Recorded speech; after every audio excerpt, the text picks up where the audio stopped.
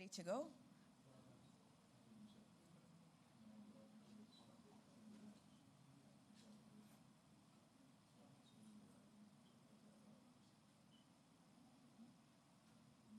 Good morning, Jamaica, and good morning to everyone who is watching this press briefing from around the world. It is Thursday, October 30, 2 days after the passage of Hurricane Melissa. And we all know it's been devastating seeing the scenes in Western Jamaica. There are entire communities that seem to be marooned and also areas that have been flattened. I think the entire Jamaica is really broken because of what has happened. But we remain resilient. We are working to get to those who need as much assistance as possible. And I will give you some updates right at the beginning. I know some of you go off at 10:30 for other programming that's not as important. So I'm going to try to get through those updates very quickly, but I have to acknowledge persons in the room.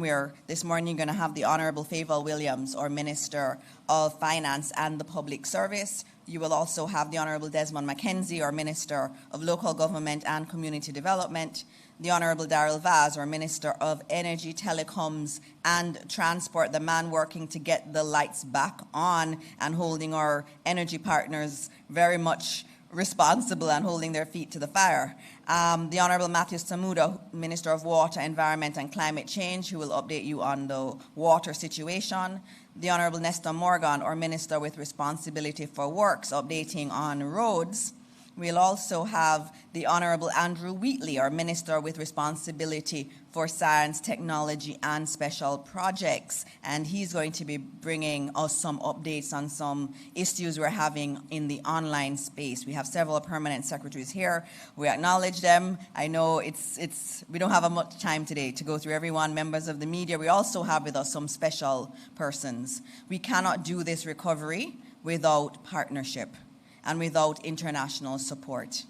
And we have some persons here with us who are indeed Jamaica's brothers and sisters, and those are representatives from the government of the Cayman Islands, and I have to acknowledge them. We have the Honorable Andre Ebanks, and I'd love you to stand so they can see you, the Premier and Minister for Financial Services and Commerce from the Cayman Islands, and he has a team with him. They came in this morning. They flew in one of the first flights to come to Jamaica with supplies to assist the Jamaican people. They had generators, medical items, meals, and they're going to be doing more. They've said they're going to do much more, and we're so happy to have you here this morning, and we thank you for your partnership in this very difficult time for us. We also have several ministers here with us. We have the Honorable Nicholas Da Costa. We also have the Honorable J. Ebanks. We also have, the entire Cayman team seems to be here. We have the Leader of the Opposition, Mr. Joey Hugh, is here with us. And we have the Honorable Consul, Dr. Joseph Mazuka. He's here too. He's organized all of this. And we also have Sam Rose, the Cabinet Secretary in the Cayman Islands. And so we thank you all for being here. And again, I say good morning to everyone. I'm going to give you some initial highlights in terms of updates, but the ministers are here and they'll give more specific updates. These are very important updates, and I ask you to listen to the official sources of information. There's a lot of info online. Some of it is true, some of it is not. So please pay attention to official information. And so yesterday, several ministers were out doing damage assessments. I know all the members of parliament were also. In addition to that, our Prime Minister, he did aerial tours and ground tours yesterday in parts of Western Jamaica. The Prime Minister today will attempt to do Trelawney, Westmoreland, and Hanover. So yesterday we were able to do some of St. Elizabeth, we were able to do some of St. James, didn't get to do everything that we would have wanted to do because sometimes the helicopter could not land because of the devastation. And so today, based on the weather, and as you know, we can't send the helicopters up if the weather is not good. And so we have to always bear in mind safety. So we'll continue some of that work today. And the Prime Minister, as I said, will attempt today to go to Trelawney, Westmoreland, and Hanover because we have to see the damage that has been done there. There's also we've had many requests from members of the media to also go up in helicopters to survey the damage. But we cannot do that right now. Right now, all the helicopters are focused on relief-related efforts. And so we cannot at this time do that. But we're hoping that by in the weekend, we'll be able to accommodate media. And so we'll be able to have some limited tours, if you want to call them that, or missions where we take members of the media to see the damage by air. I'm going to go now into some updates from the Jamaica the JCF and the JDF, but primarily the JDF. The JDF, or military, is doing quite a lot of work, and I just need to note they have activated a humanitarian and disaster task force, and they have several disaster assistance teams that are working, 3 different teams. Yesterday, they started the work to get to Westmoreland. They are cutting their way on foot through blocked roads, by foot. This is not easy work. So they were able to get to Black River through a lot of very difficult work and difficult conditions. They were also able to do Luana, Middle Quarters, and New Holland. They got to Holland Bamboo yesterday, and they encountered lots of problems there. As you know, these beautiful bamboo plants, they're entwined, and they've had to be cutting through, and they've had to pull them out, use equipment. Sometimes it's machetes that they're using to get through them, and there are hundreds of bamboo plants that they're trying to get through. They did not finish it last night. They are back at it this morning to try to clear the road. Now, let me be clear. That is not full opening of the roadway. What we're trying to do is to get a corridor that relief vehicles, emergency vehicles can go through. So we're trying to get 1 lane cleared. Now, we are hoping that will be done by this morning. The JDF team started again, and they are working very hard to do that. And we'll get more information to you as the road is cleared. They are working to get additional equipment, and of course they need petrol to operate these equipment and fuel. And so they're coordinating that so that as they get in, they can also go into other remote areas. So they're trying to clear the main roads, and then they will look at the other roads. They're also, the JDF, or Jamaica Defense Force, is also doing air response. They have been taking patients from Black River. So they've been doing casualty evacuations from the Black River Hospital. A lot of people are worried about that hospital, so they have been doing that. They've also started this morning to move some of the pre-positioned food from Up Park Camp, which is our military base, and they have started that.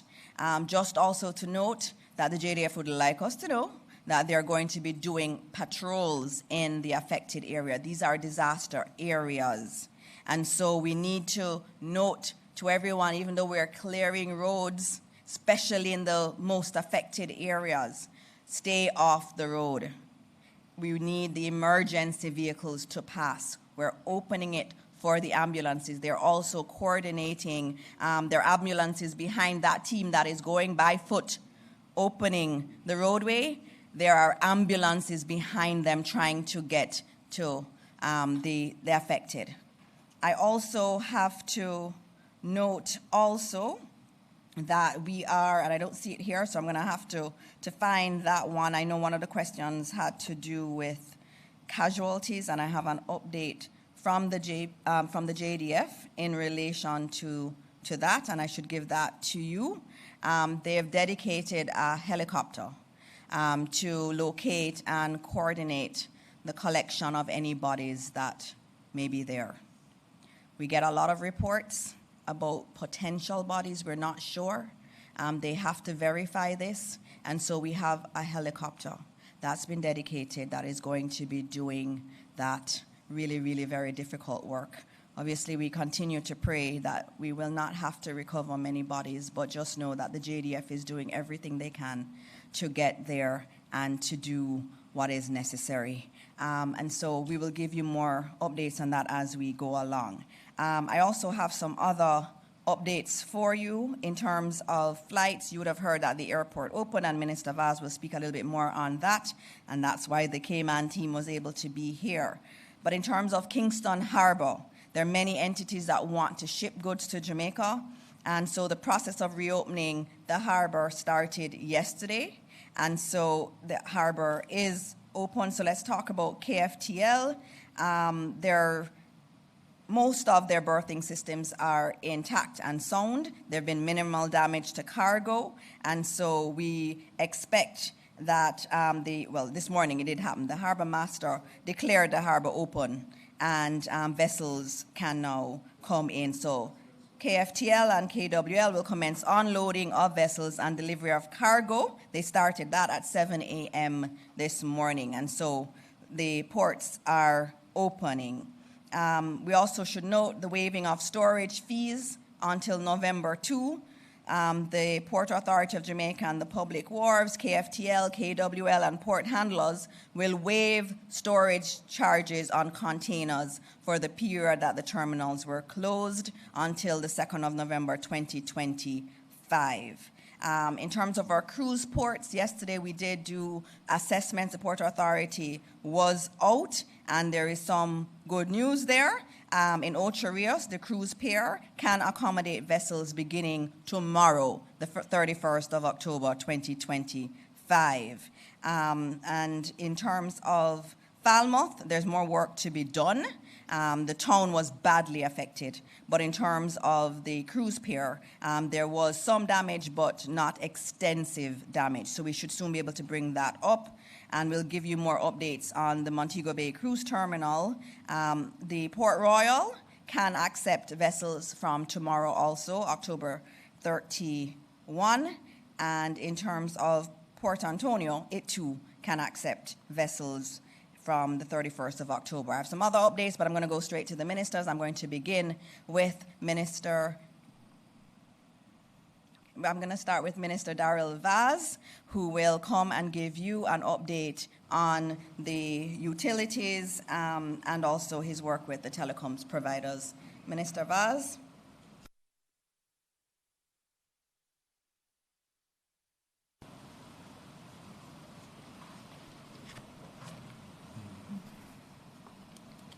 Thank you very much. Good morning to everyone, especially our friends from Cayman, Premier Leader of the Opposition Ministers. Thank you very much for coming. It means a lot. So let's start with JPS.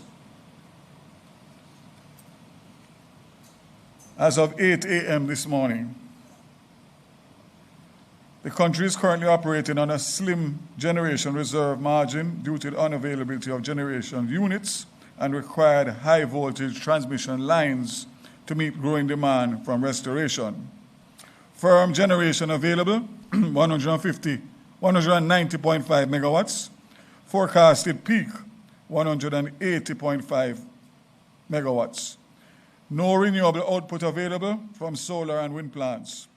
The floating storage reclassification unit that supplies LNG is expected to dock on Friday, October 31st. This will restore natural gas supply to plants that burn gas as a primary fuel. Transmission, over 70% of transmission lines remain out of service due to the severe damage. Reconnaissance flights with the JDF will continue today to assess further damage. Distribution, over 52,000 customers were restored over the last 24 hours. Approximately 490,380 customers, 72% of the customer base is still without power. 70% of the distribution network is de-energized, with only sections of Kingston and St. Andrew, St. Catherine, and St. Thomas, the main areas, being served. Let me just note that I got a report a while ago that the entire St. Thomas is suffering from low voltage. So I asked JPS to look into that immediately. The highlights, if you can call it that. 8 major hospitals have been restored, including all major hospitals in Kingston, St. Andrews, St. Catherine, Spanish Town, now has power. We're working to restore 13 other major health clinics across the island. Power has been restored to the Norman Manley International Airport. And I'll just give you, for clarity, Clarendon, totally out, 51,000 customers. Hanover, same, 16,466. KSA North, 96,000 customers, 25,000 without light. South, 60,091, only 3,946 have light. Portland, 23,000 customers, 19,000 without light. Portmore, 52,000, 31,000 without light. St. Anne, 46,000, all up without light. St. Catherine, 86,000, 50,000 without light. St. Elizabeth, 45,000, all out. St. James, 62,000, 61,000 without. St. Mary, 30,000, 29,000 without light. St. Thomas, 20,000, 4,657 without light. Trelawney, fully out at 20,712. Westmoreland, 34,000, all without light. So total customers out as of October 29th is 542,000, and customers restored over the last 24 hours, 52,000, leaving 490,000 without power. So we understand the frustration, we understand the anxiety, but we ask for your patience. The Universal Service Fund in the Western region has 7 public Wi-Fi hubs and 112 community Wi-Fi hotspots. All are down due to hurricane damage, power loss, and ISP service disruption. In the interim, deployment of Starlink satellite-based internet systems to provide immediate broadband coverage in key communities while terrestrial infrastructure is restored. Installation of solar-powered hubs that can support Wi-Fi access and device charging for residents, enhancing community resilience and access to communication channels during restoration period. We all know how important communication is in a time like this. There are people who still have not been able to make contact with their families, their loved ones, their friends, and road access is still impossible. So you can imagine the deep, deep sense of worry that is widespread across Jamaica. Some good news. All 3 international airports are now open for relief supplies. We are expecting 9 flights. Cayman was the first this morning. Thank you again. And we expect 9 relief flights into Norman Manley. We expect 2 into Ian Fleming through American Airlines.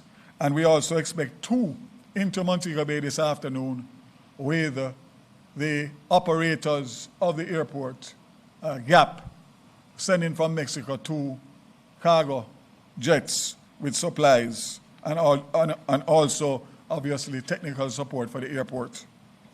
Better news, if we can call it that. Norman Manley International resumed operations this morning for commercial passenger, and we have 1, 2, 3, 4, 5, 6, 7, 8, 9, 10 flights in and out of Jamaica today. We have Cayman Airways, Aerojet, American, 2 flights, Caribbean, Copa, Air Canada, JetBlue, Cayman. So Cayman would have 3 actually, and Copa would have 2. That's arrivals. And of course, those same flights will depart. So Norman Manley is back up for all intents and purposes and will continue. I'm expecting that Ian Fleming will also accommodate flights today, both relief and passenger flights. And as we know, the Montego Bay Airport is receiving relief, and I'm expecting to announce in a matter of hours the commercial operations limited to restart tomorrow. As I said before, in terms of the Montego Bay Airport, you have two terminals. Terminals with gates 1 to 7 had some roof damage and flood damage, so we will take those out of service and use 8 to 19, which should be more than sufficient based on the fact that we don't expect a large influx of flights outside of relief and obviously limited flights to come into Jamaica. So, let's see what else I can give you. The regular airdromes have some damage, but will be reopened. Telecommunications, very important. As of the 29th, Flow's telecommunication infrastructure is demonstrating resilience and readiness. Mobile emergency service, over 67,000 unique subscribers have utilized Starlink. SMS emergency service is available in the last 2 days. 30% of sites are operational island-wide. Urban areas showing better performance. Kingston 65%, St. Thomas 75%, St. Andrew 63%. And top mobile sites, 274 are up, 520 are down, which means 35% are up. The JUTC rolled out 175 buses this morning in the Kingston metropolitan area, Spanish Town and Portmore.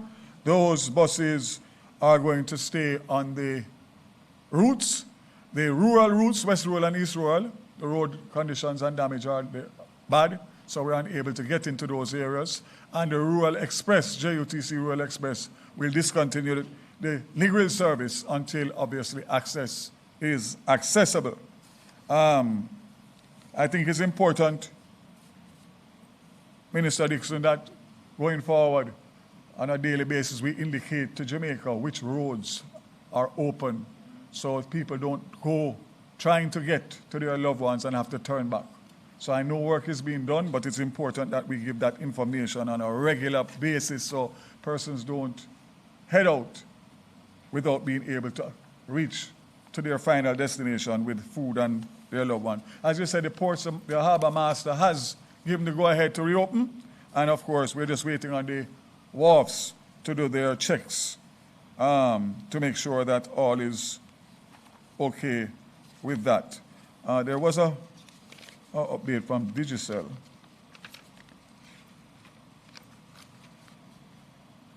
I'll have to provide that at a later stage. So I'll save the rest for questions, and I'll try and get some more information between now and then. If there's any essential service under my ministry that I've forgotten, please just ask the question and I'll get the information. JUTC and Montego Bay Metro, both are serving as best as possible.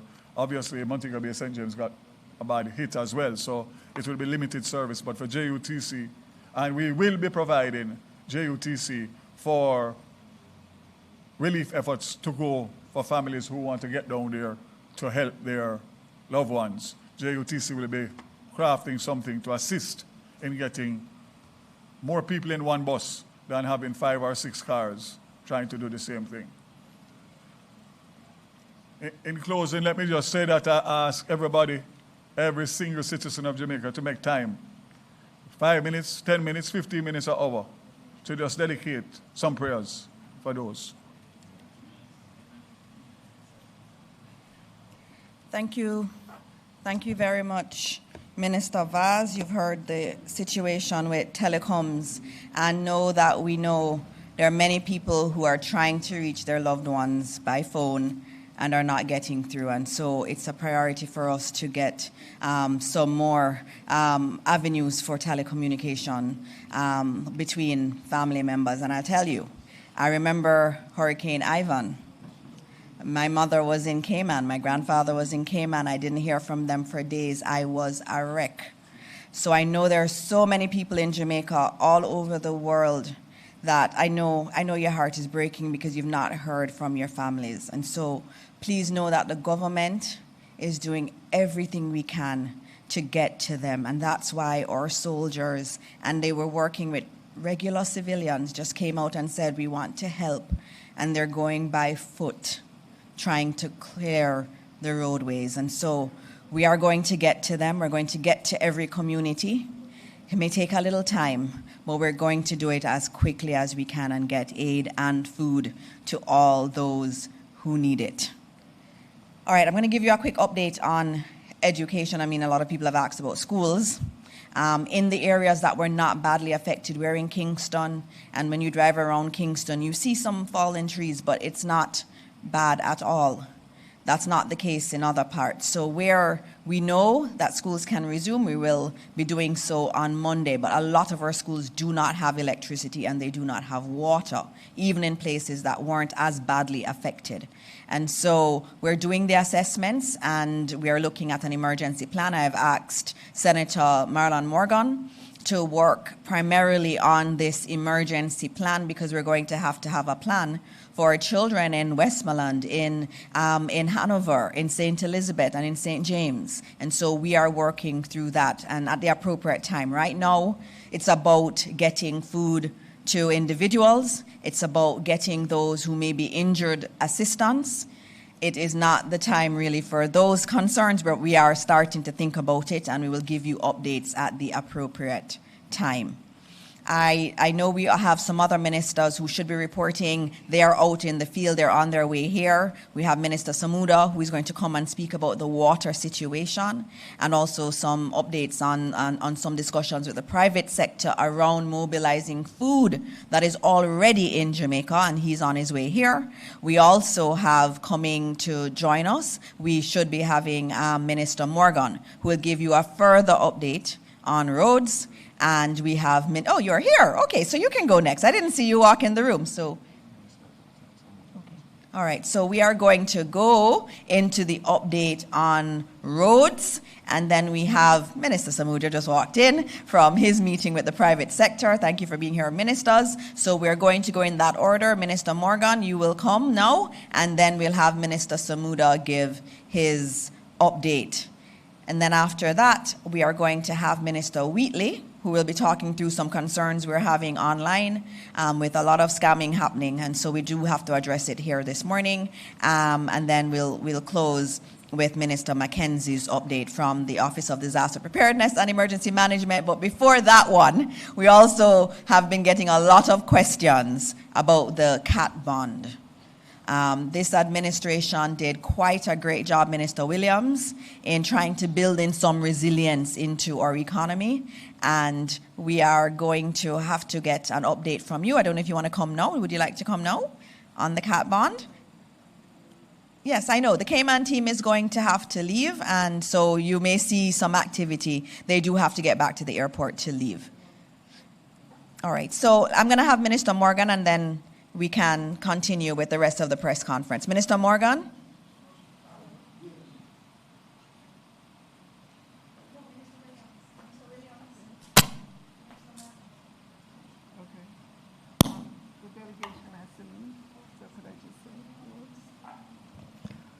Hello, good morning, everyone, colleague ministers. All right, no, I'm not Minister Morgan. But let me say good morning to colleague ministers, permanent secretaries, ladies and gentlemen, members of the media, and to say how very delighted I am this morning to be here with the Premier from the Cayman Islands, the Honorable Andre Banks, and his delegation. I met them at the airport this morning. I welcome them, having heard and seen the footage about Hurricane Melissa in Jamaica. They jumped on a plane and are here this morning. So I'm going to give a minute to the Premier just to introduce your team or just to hand over. Okay.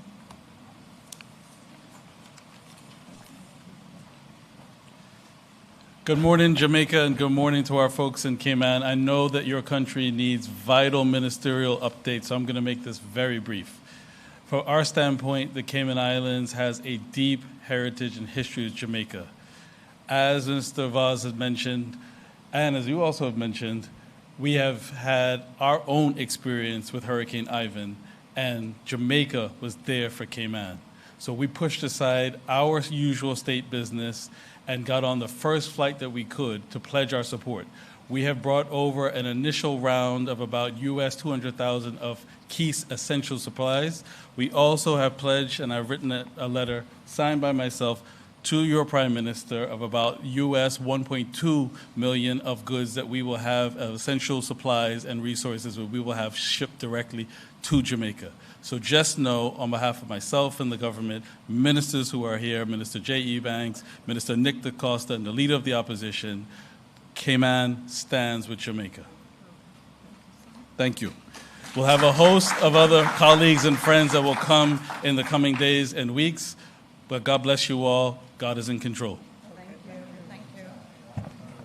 Thank you. That was not expected, but thank you. Just to note, if we're leaving, can we go on this side, please, so we're not blocking the cameras that are right ahead? Thank you. Bye. So thank you very much, Cayman. And I should note at this point, since we have acknowledged Cayman, there are many governments around the world that are offering support to us. We've gotten support from the US government, we've gotten support from the EU, from the UK. All of our Caribbean brothers and sisters have pledged support. I know Trinidad, last night we were on the phone with them and they have a shipment coming to Jamaica. Many other entities around the world have pledged their support, and we are so grateful to all of them for that support. Okay, and now we go to Minister Morgan. Minister Morgan, it is your time. Jamaica wants to know about what's going on the roads.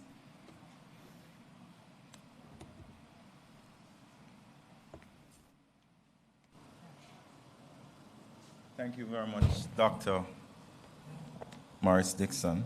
Thanks to everyone who is tuning in. Just want to give a report on the current situation regarding our roads and major infrastructure. We began experiencing the effects of Melissa on October 24. For the first few days, as the hurricane moved along the south coast of the island, it resulted in flash flooding, landslides, and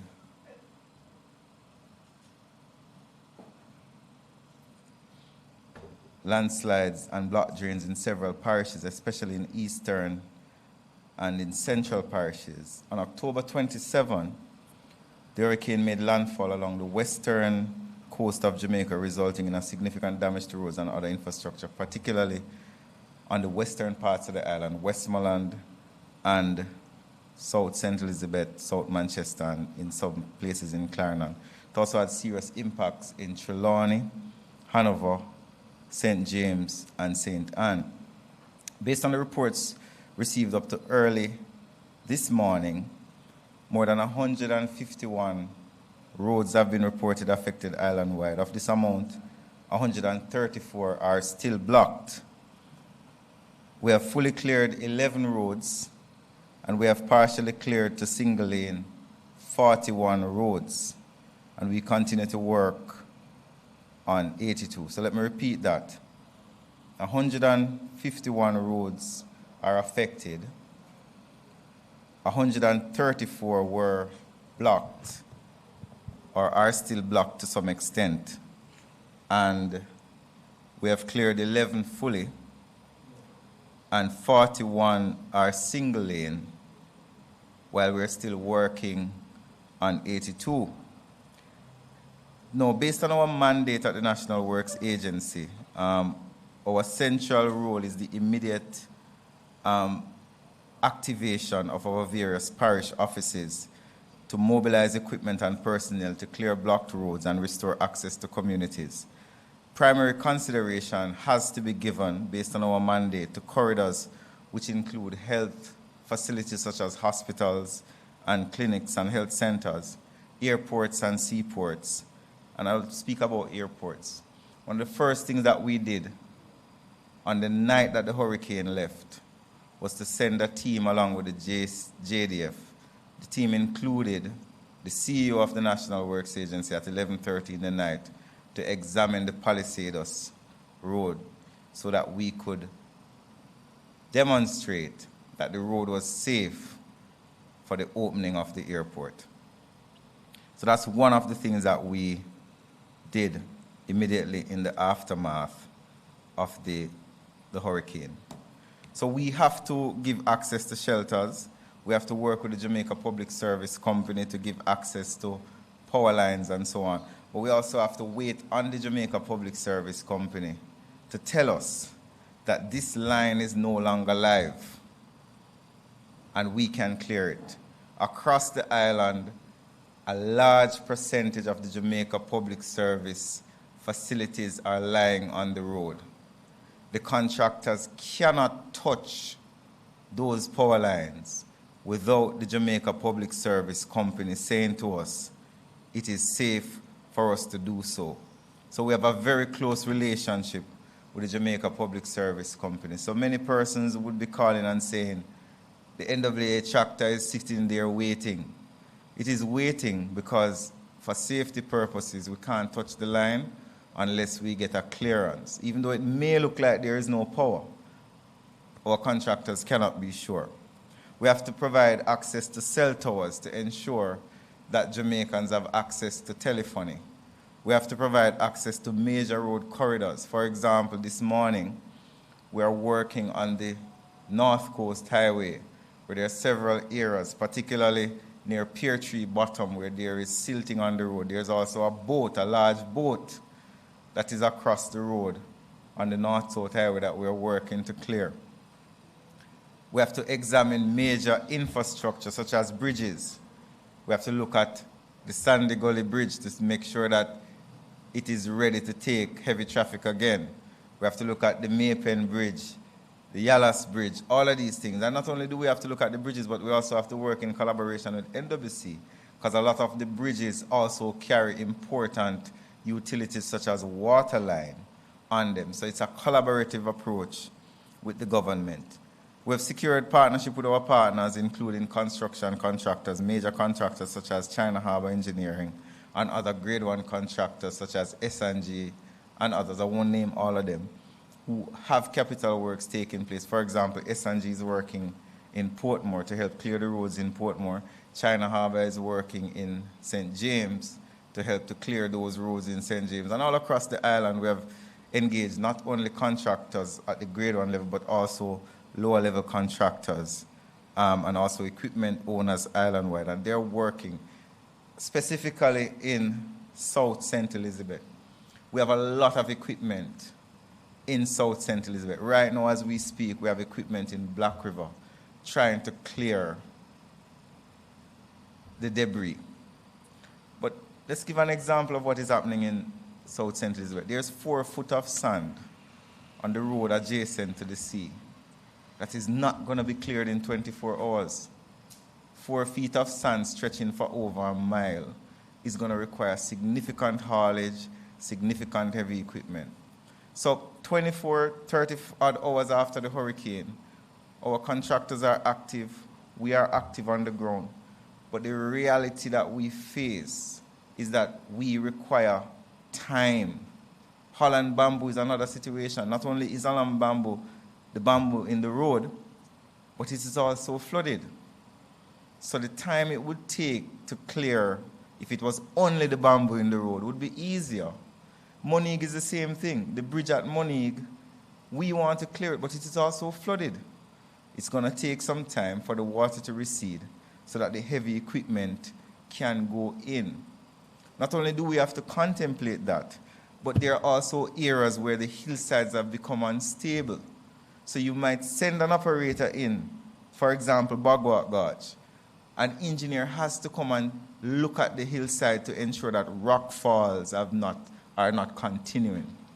So imagine sending an operator into the gorge and a rock falls on the machine and he loses his life. It would be irresponsible of the entity to allow that to happen. So there's a lot that goes in. It's not just sending personnel into an area to clear a road. There are other things that factor in to the clearing. So we are in collaboration with JPS, NWC, Office of Disaster Preparedness and Emergency Management, and we continue to work. Our first priority is to give single lane access, at least single lane access to where roads are blocked, which includes removing fallen trees, clearing landslides, relieving flooded areas by creating additional drainage. Our 14 parish technical teams, along with support from other departments, are assessing the effects of the damage and assigning appropriate equipment to clear affected areas. And we've also deployed technical teams to look at our bridges and critical infrastructure where river training may be necessary. We're also engaged with our coastal experts. For example, we're engaging with Smith Warner to look at our revetments across the island to ensure that they are stable. We're also looking at our gully network island-wide to ensure that even though the rains have stopped, are there gully walls that have now become unstable that may pose a risk to life for people who live close to gullies. We also have to be looking at our traffic signal network island-wide. A large portion of our traffic signal network is down, so we have to be doing assessments of that as well. Several communities, especially in western parishes, which were impacted by the hurricane, have seen a significant number of their drains destroyed. We continue to conduct assessments and create access where inaccessible areas exist so that our technical teams can look at the damage that exists there and solutions can be made. The works to achieve the access are being undertaken by private contractors who are part of the agency's framework. At the beginning of the hurricane season, we would have put out a call to every single contractor who has a public procurement certificate to ask them, if there is a disaster, do you wish to participate in recovery? Our first call is to the contractors who responded of their willingness to put down their equipment to absorb some of the cost of clearing and holding strain until we are able to stabilize and pay them. 24 hours to 30 odd hours after the event, we are still clearing roads and restoring access island-wide, and hence we are not able to provide a full cost as yet as to what the impact has been. Our targeted approach is multi-pronged. Reopening of blocked roads first to at least single lane, restore drivability of main thoroughfares which have been scoured, assessment of critical infrastructure for safety, bridges, gullies, rock revetments, and river training, assessment of traffic signal network, collaboration with our partners, JPS, NWC, our telephone companies, OPM, and our municipalities, and also giving regular updates to the nation as to where we are in clearing and assessing. Thank you very much, Minister Dr. Dana Morris Dixon. Thank you. I know your teams are out there. I've seen them, and I know they're definitely working in the most damaged areas also. We're going to now have the update on the water situation, and we have our Minister of Water, Environment and Climate Change who will now give his update on that, on other things too. Thank you, Minister Dixon, colleague ministers, heads of agencies, PSs, members of the media, members of the public who are watching and listening. Just over 30 hours post the all clear being given, NWC has the following updates as it relates to their supplies. The Mona and Hermitage systems are currently operating via generator, so you would note that you're getting sporadic supply as opposed to no supply in those areas. The Tullow Springs, which is the third major system that supplies southern St. Andrew and certainly sections of Kingston, is operating with full JPS supply, but is impacted by some turbidity. That seems to be settling now, so we are able to increase the volume of water coming from that system. We are also pulling some supply from wells in St. Catherine with the use of generator and connecting from private sources into our systems. So Kingston and St. Andrew, it would be fair to say that outside of the hilly interior, being East Rural St. Andrew and West Rural St. Andrew, are at minimum getting sporadic supply. The hilly interior is obviously impacted by pumps which need energy, and that is being worked through with JPS. We expect to be able to return most of Red Hills and Stony Hill sections that are supplied by pumps with supply by this evening. So Kingston and St. Andrew generally is doing okay. St. Thomas had some electrical problems from damage during the storm. Those are being resolved now, and it's expected that St. Thomas's pumping systems will be up before the end of the day. The larger issue that we face, as you can imagine, is in Western Jamaica. I'll start first with the Northwest. Something that we hadn't contemplated or certainly had hoped wouldn't happen has indeed occurred. The Great River water system is on the boundary of St. James and Hanover. Its intake pipes were dislodged and washed away in the storm.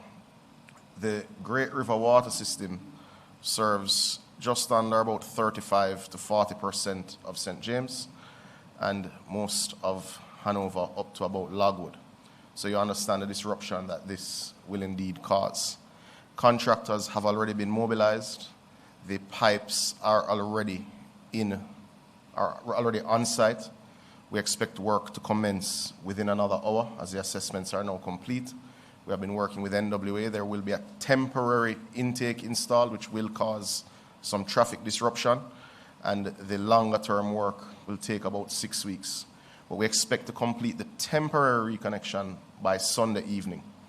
That will allow us to pump pretty much for 70% of Hanover and 35 to 40% of St. James. I think that's important for residents there to note. We do have a generator on site at this water treatment plant, so as soon as we're able to pull water into that facility, that will help. The Martha Brae system, which tends to be the next largest system supporting approximately 50% of northern Trelawney and about 50% of St. James, especially the Montego Bay metropolitan area, is being impacted by turbidity of the Martha Brae River. With where that is now, we expect that to significantly reduce over the next 36 hours. We do have generator on site. We will be able to pump water into homes immediately after turbidity subsides within that 36-hour period. Now, important to note, and this is something that happens all the time in St. James. St. James pulling from one source is perhaps an unfortunate way that we designed this water system some 40, 50 years ago. It takes a while to backfill the lines. So every time there's a break on the line in anywhere near Iberia Star or any of Coral Gardens where there tends to be line breaks, which is why we're replacing that line, it takes approximately 1 week to backfill those lines.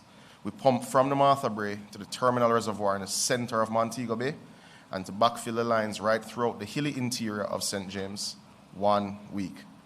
We expect to start pumping within 36 hours. But I want there to be understanding that certainly immediately post that 36 hours, firstly, northern Trelawney will see water in their pipes, and then eastern St. James, not the political boundary, but the geographic region, will start to see the impact, and you'll move steadily into the center of Montego Bay to the terminal and the bogue systems there. Just want people to be aware that those are the constraints in that area.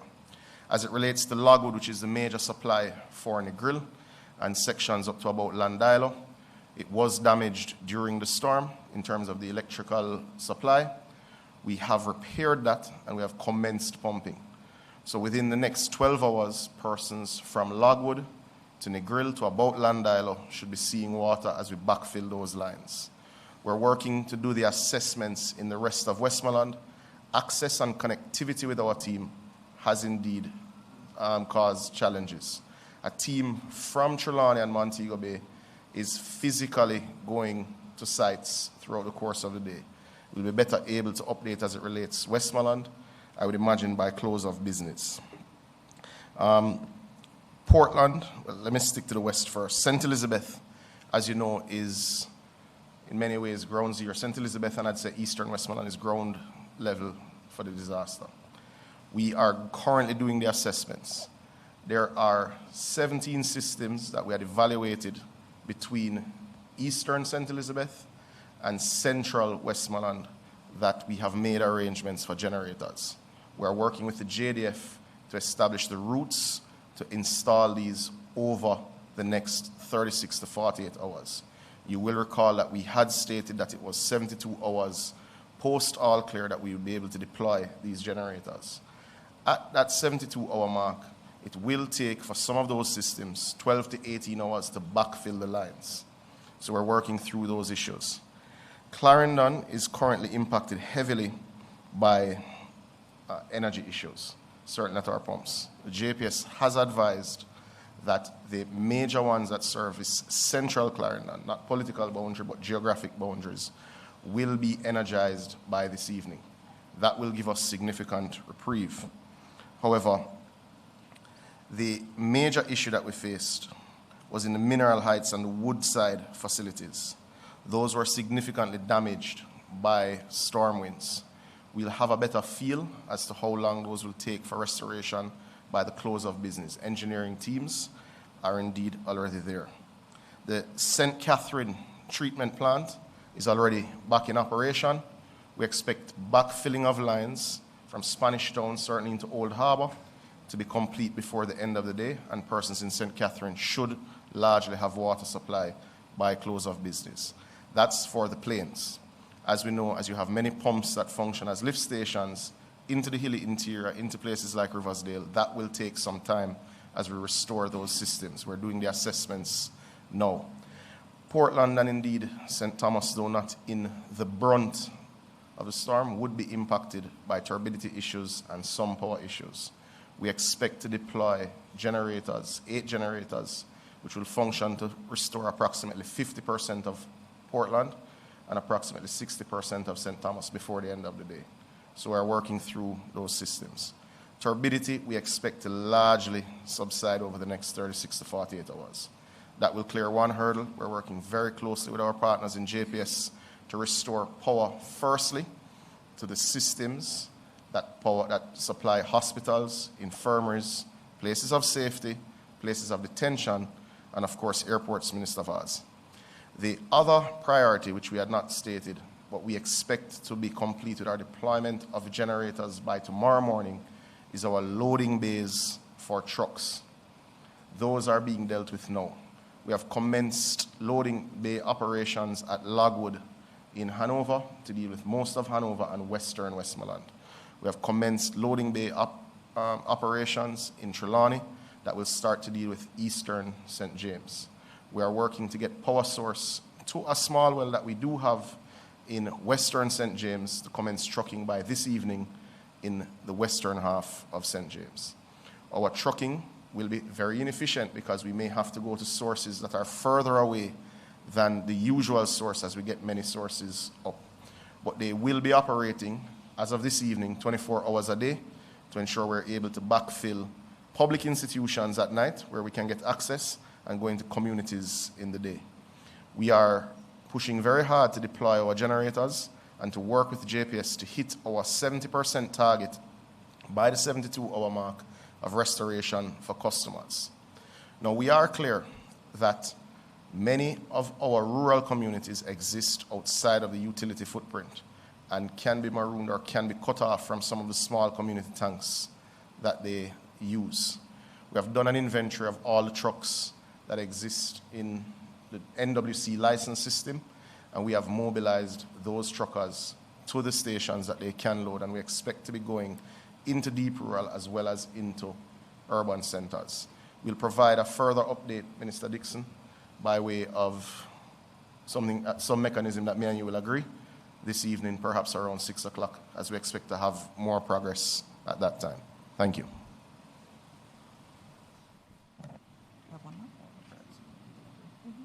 Yes, he's going to update on the private sector meeting that I had said earlier. So the Prime Minister, as a subset of the disaster risk mechanism, had asked me to engage with the private sector as it relates to food and medication. I would have had a meeting with the PSOJ, with representatives of the PSOJ, the JMEA, the JCC, the Shipping Association, and Port Authority this morning. We have looked at their current capacity on the ground. They're doing their internal assessments in terms of what they'll be able to contribute. They've formally engaged many of their suppliers for them internationally to also make donations, since they've benefited so well over decades in Jamaica. And we have formed a joint working group that will look at the distribution mechanism for over 200,000 packages over the next 10 to 21 days. That is the assessment of what we will need urgently to many of our affected communities. Now, this distribution mechanism will not be a one-size-fits-all. One of the things that we're doing throughout the course of the day and working with the JDF to do is we're assessing stores that exist in the areas worst affected that are standing and are able to operate and have stock and can be restocked because the roads are close to those areas. So in those areas where stores exist and have stock and are able to function, we'll be initiating a voucher system as soon as is possible, because we don't need to mobilize physical goods to go there. Where stores are not in a position to operate, we will be dealing with packages, certainly with dry goods and non-perishables, so that they're able to make their own meals in that regard. We will also be supporting with several of their members in the food and beverage industry, through the JDF, through the OPM, through the Ministry of Labour, with cooked meals where they're able to support. So for instance, I know today across 3 of our major patty suppliers, some 35,000 patties are being baked to be sent to the West in Jamaica. And that's one initiative of many. But we'll be reconvening mid-afternoon, and we'll give a formal update in terms of how we plan to distribute significant food packages over the next 7 to 10 days to the worst affected areas this evening. Thank you, Minister. Thank you very much, Minister. As you see, we're all jumping in where we can and supporting the effort as best as we can. One of the main questions we've had from the media, particularly, has been about the cat bond. And so, Minister Williams, we are going to ask you to give an update on that. Just noting we do have a cabinet meeting, so we will have to break soon because all of us are needed in cabinet. And so Minister Williams will go, and then Minister McKenzie will give his and then Minister Williams first, and then Minister Wheatley, and then Minister McKenzie will close.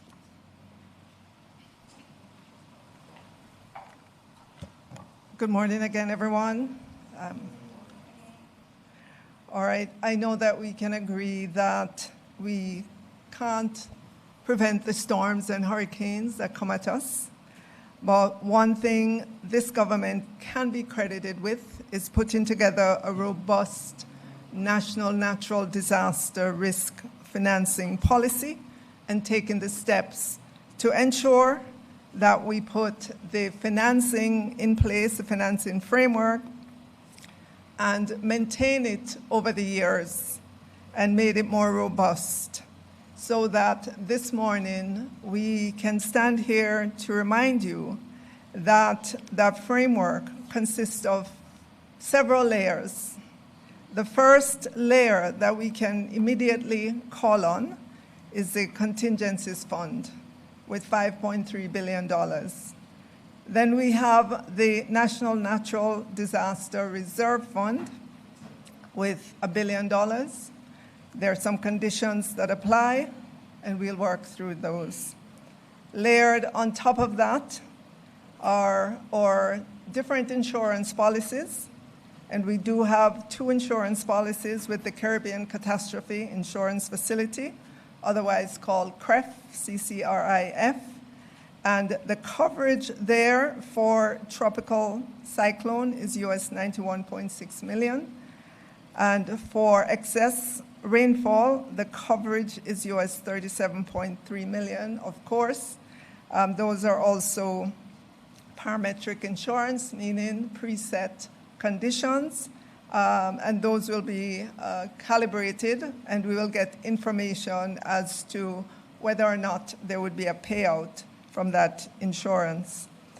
On top of that, we do have the catastrophe bond, otherwise called CAT bond, for a potential payout of $150 million if that bond is triggered. I know that there have been many articles written, many questions asked. It was only this morning that I got word from our financial secretary, but I wish to take that word to Cabinet for discussion before we talk about it publicly in the press. Additionally, we do have loans, contingent loans from our international partners. And so from the IDB, we also have a contingent credit facility of US $285 million. So you can see if the layers are exhausted, you can see how we can continue to the next layer. And so I just want to remind you that we do have these facilities in place. We don't have all the information just yet as to precisely what the payout will be from each of them. But as we get that information after updating the Prime Minister and the Cabinet, we will make that available to you. And you saw this morning as well the Premier from Cayman, $1 million Caymanian dollars. You heard the list from Minister Dana Dixon about just all the contributions that have come in to date. And so I know as the world looks on and they get more information about just the devastation that we faced, that we will continue to see our neighbors, not only in the Caribbean, but across the world, rally to our assistance. So that would be my update, Minister. Thank you so much. Thank you, Minister Williams. So we now have Minister Wheatley. This is your first time with me. Yes, good. And you have a very sobering update for us. So thank you, Minister, for being here. Thank you very much, Minister. Good morning, everyone. While Jamaica and the government tries to deal with the aftermath of Hurricane Melissa, we have some unscrupulous players, not necessarily within Jamaica, but worldwide, trying to take disadvantage of the situation. The Jamaica Cyber Incident Response Team, Jamaica CERT, is issuing an urgent alert to the public in Jamaica and worldwide regarding the emergence of fraudulent websites attempting to exploit generosity in the wake of Hurricane Melissa. Jamaica CERT's monitoring systems have detected multiple suspicious domains currently under development that appears designed to divert hurricane relief donations away from legitimate channels. In fact, up to last night, we identified 8 such sites, and just now it has been updated to 28 sites that are attempting to divert contributions, donations from legitimate sources. These malicious actors are creating fake websites with names deliberately similar to Jamaica's official donation portals. We have identified some of these domains as JamaicaHurricaneHelp.net, JamaicaHurricaneHelp.org, Jamaica-Hurricane-Help.com, MelissaReliefJamaica.net, MelissaReliefJamaica.com, MelissaReliefJamaica.org, SupportJamaicaGovJM.com, SupportJamaicaGovJM.net. And you recognize that the last two are very much similar to our official website. The main difference is that all of our websites, our official website ends with .gov.jm.com. What you have identified, ladies and gentlemen, is that these sites are at varying stages of development. But Jamaica CERT suspect that these sites may become active in coming days. The only legitimate government website for Hurricane Melissa relief donations is https://www.supportjamaica.gov.jm. So you'll see that our official website ends with .gov.jm. How should you protect yourselves? Verify the URL carefully. As I stated earlier, the official site ends in .gov.jm and not .com, .net, or .org. We ask that persons who wish to donate to type the address directly. Do not click links in unsolicited emails or social media messages. Look for security indicators. Ensure the site shows https:// and look for a padlock icon. Again, that speaks to the security of the site. We are asking persons to be suspicious of urgent requests. Scammers create artificial urgency to bypass your careful judgment. We ask that you research any organization. If you are donating through a charity, verify its legitimacy through independent sources. What to do if you encounter a suspicious site? Do not enter any personal or financial information. Do not make any payments. Report the site immediately to Jamaica CERT at jamaica.cert@opm.gov.jm. And you must also share this warning with friends and family as well. A message to our international donors. The government of Jamaica recognizes and deeply appreciates the global outpouring of support for Jamaica during this difficult time.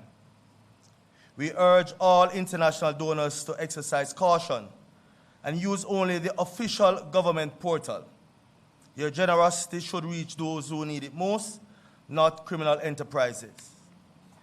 Jamaica CERT continues to actively monitor for additional fraudulent domains and is working with international cybersecurity partners and domain registrars to shut down these malicious operations.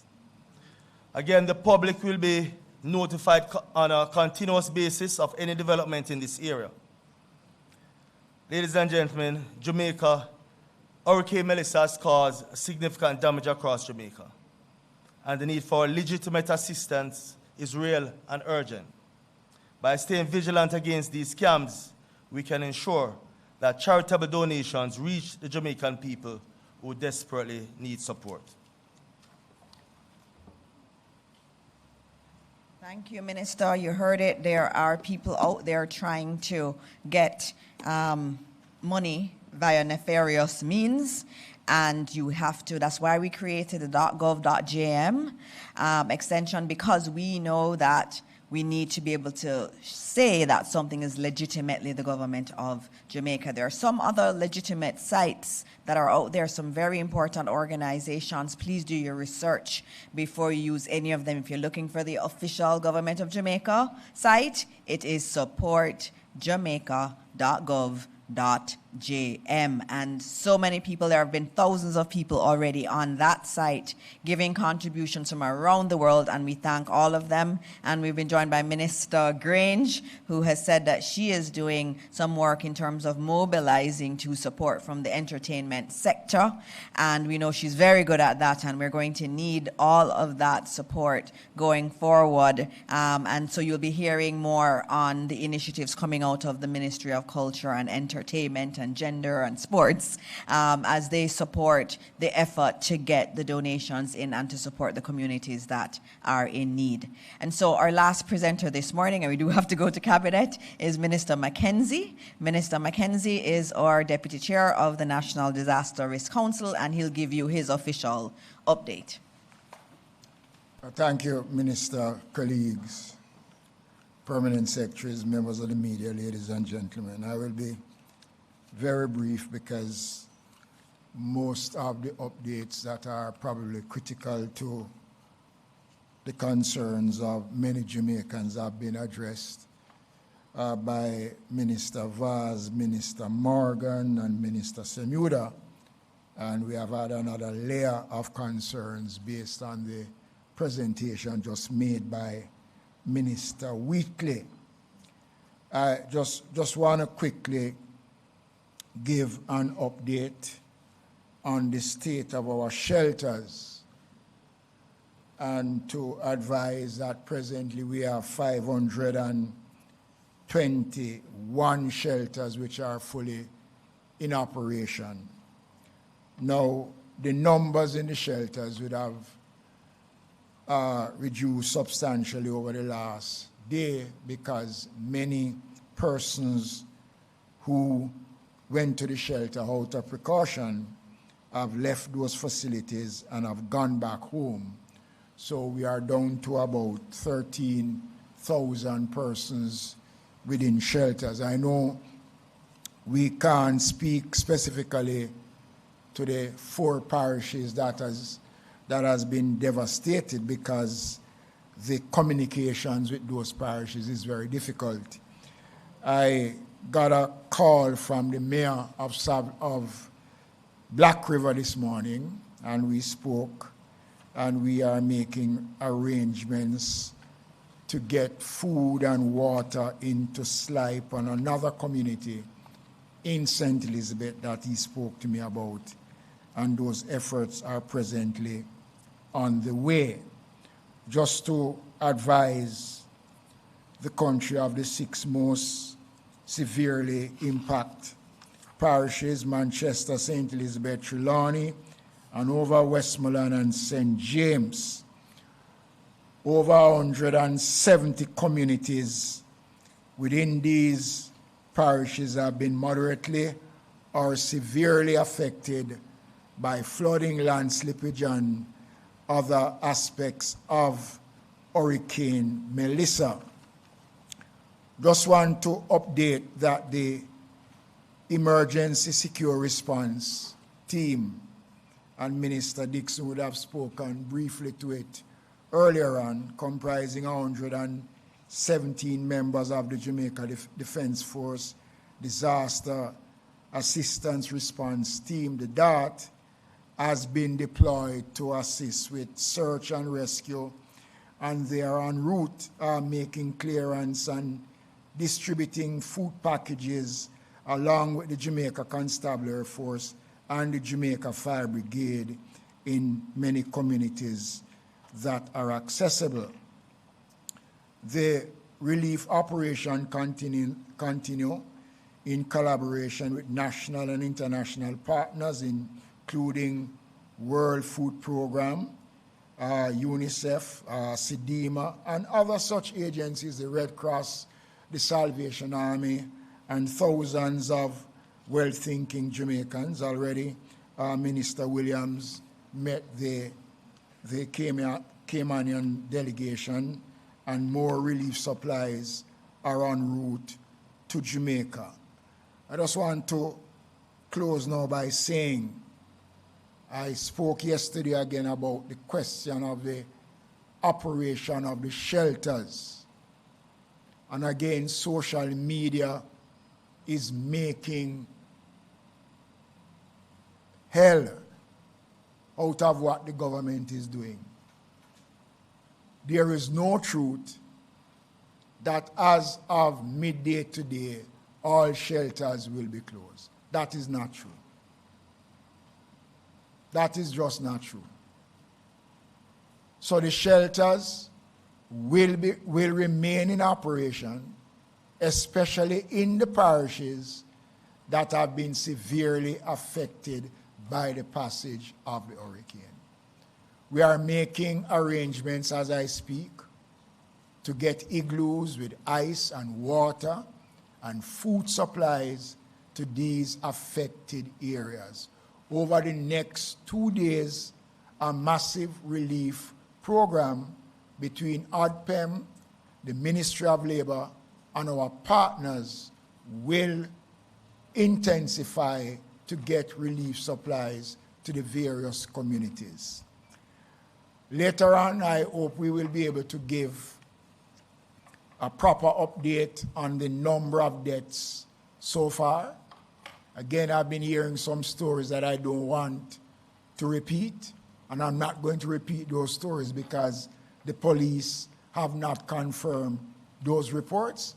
But what I will say is there has been casualties, and we do anticipate, based on our information, that there'll be more.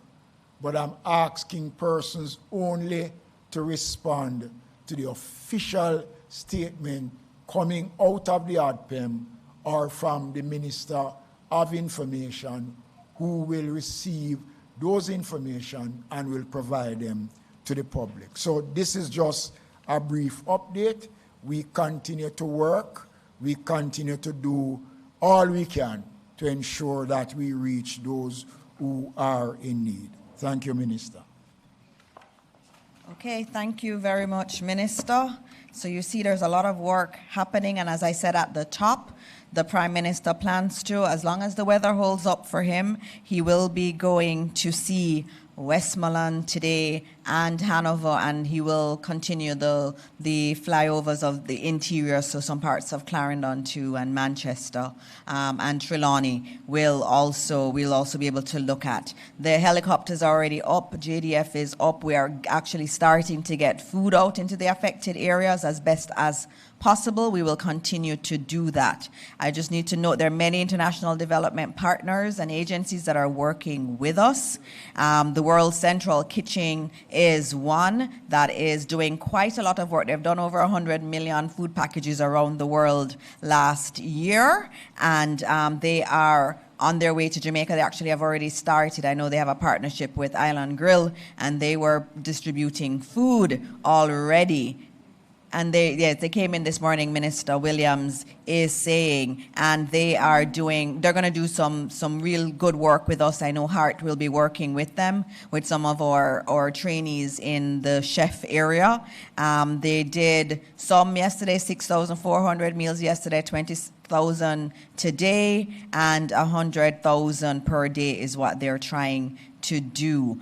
We also have some other partners who are coming in today with helicopters specially designed to deliver food in areas that are cut off. And so we're going to be able to drop food items, even if we cannot get there by road.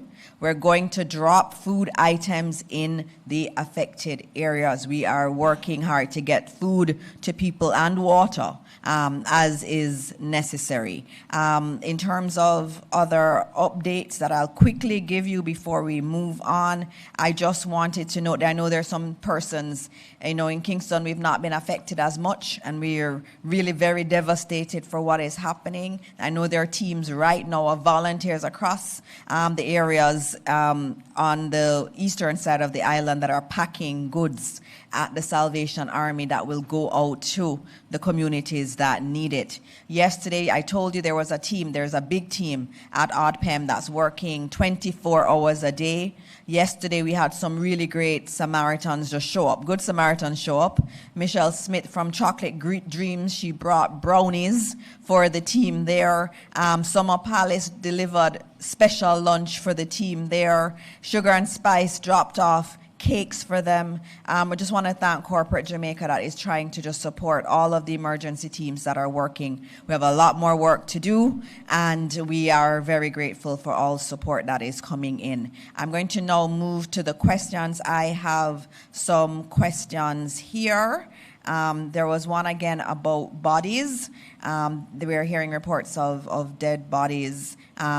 We have to confirm them, as I said, the police are going to be working on that. The JDF does have a helicopter that will be going out. We will retrieve whatever bodies there are, but we have to confirm them before we can give you any numbers, and we're actively working to do that right now. I have a question for Minister Morgan.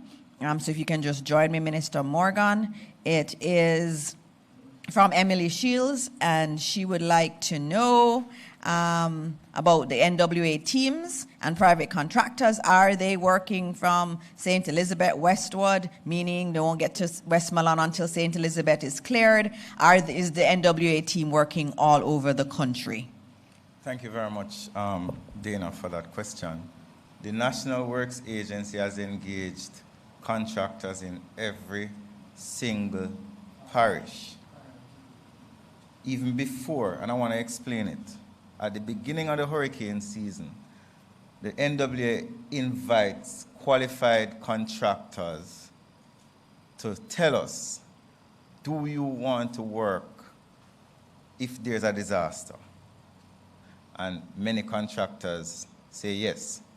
Since the event of Melissa, we again reached out to not only qualified contractors, but anyone who has equipment who is willing to assist us. And we have said to the parish teams, if the person has a backhoe, a front-end loader, an excavator, and there is a need for it, use them. We can deal with the administrative side of it after. So there is absolutely no restriction nationally about the engagement of reputable persons who have equipment and expertise to assist in the recovery. Westmoreland, Hanover, St. James, St. Elizabeth, Trelawney, all parishes across the island. And I want to say to the people in Westmoreland, it goes for you as it goes for Hanover, as it goes for Trelawney, as it goes for Clarendon. Thank you. Everybody. Thank we you are very much. everywhere. NWA is everywhere. There is no area that is being focused on. They are everywhere.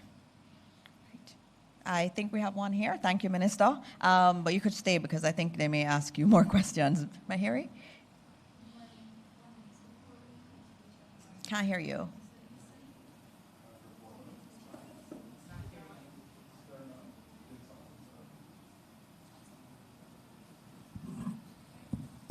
Right. Thank you. Before we head to nationwide, Minister Dixon, I know a lot of persons have been reaching out. They want to become volunteers. They want to become volunteers. And there's this popular site that I would want someone from OPM to confirm. It's opm.itechinnovations.com. We just want to know if this is a legitimate site where persons can register to become volunteers, please.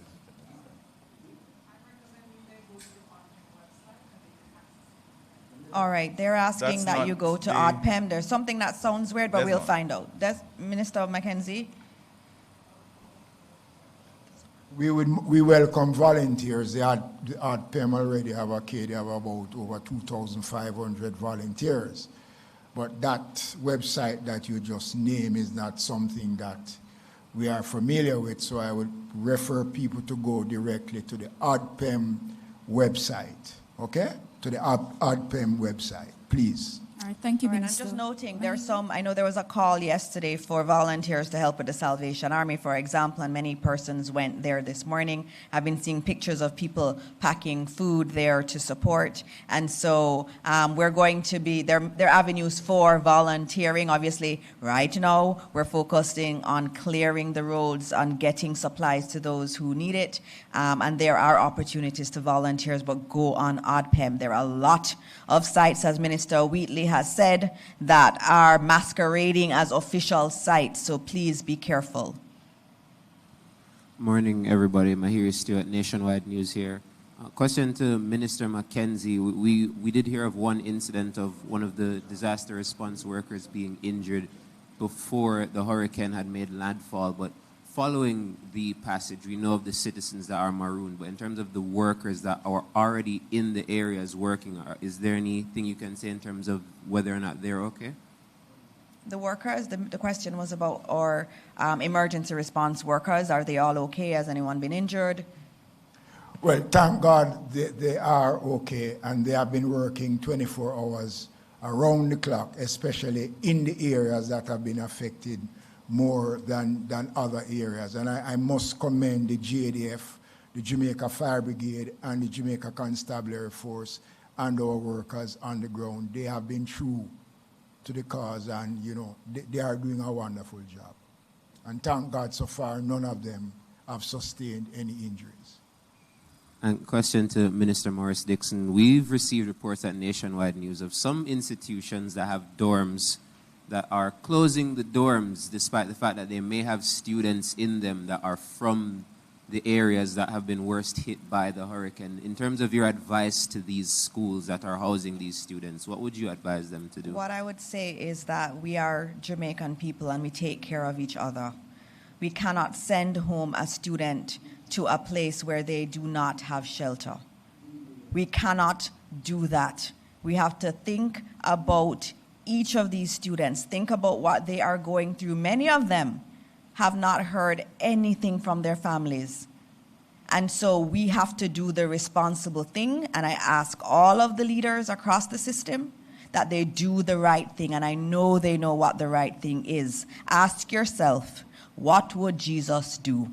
And do that. And last question, I guess it would be to Minister Vaz. We know that the JUTC, for the most part, is up and running in this area. I know the rural school buses were used in terms of transporting persons to shelters. But given that schools aren't open right now, in terms of the usage of those rural school buses, will they still be used during this process to get aid to different areas?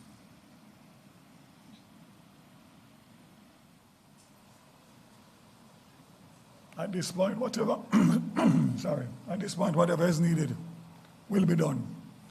If that becomes a necessity, we will action it. All right. Thank you. I think those are all of the questions. As I said, we do have a cabinet meeting that we need to get to. But again, saying to Jamaica that the government is working really hard. All our emergency teams are out there. The JDF is out there. And what's so amazing is that so many Jamaicans have been going out to help the JDF team. We are trying to get to the areas that have been marooned. We will get there. We also have equipment in that we are clearing right as we speak that can drop the food items and other supplies into communities that are marooned. We are going to get to every single Jamaican and give them support. So as we close, we thank you. We will be giving another update tomorrow. Stay tuned for that time, and we will run off to cabinet. But as always, let's continue to pray for those who are hurting, who are really, really deeply in distress today across Western Jamaica. Let's keep them in prayer and let's pray for the entire country of Jamaica. Thank you.